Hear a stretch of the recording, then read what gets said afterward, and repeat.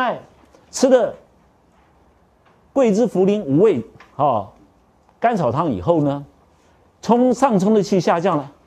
但是咳的又加重了。我们降回来的话，代表津液回来了，但是病人有咳嗽。这个时候呢，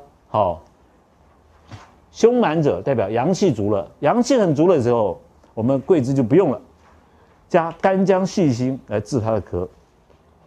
好。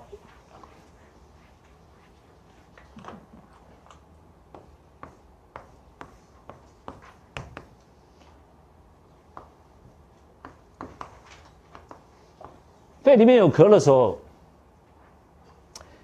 这个冲气降下来，胸满这个地方是寒症，胸腔里面的寒症，因为病人本虚嘛，本来是虚的，那你用一吃下去以后，这个虚那个冲气降下来了，但是寒还在这个里面，寒还没有去，寒还没有去的时候，我们就加干姜跟细辛来治他的咳嗽，干姜细辛，细辛止咳，去水利水以外，干姜呢温中。能够干姜是涩白，也是入肺。那这个处方呢，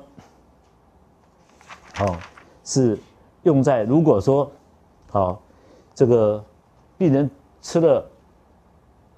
青龙汤以后，发生气往上冲的现象，然后去吃了桂枝茯苓五味甘草汤，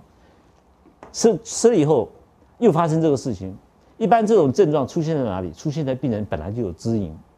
一般。这样就好了。可是如果还有滋饮在身上，的时候，你吃了桂枝茯苓五味炙甘草汤以后呢，冲气下来了，但是呢，因为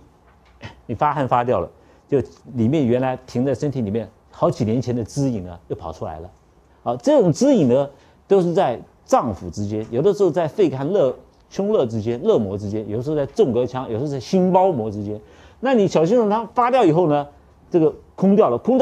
他们会补胃吧，会又补胃，所以这个会有这个汤症出现的，就本来还是有滋饮在里面，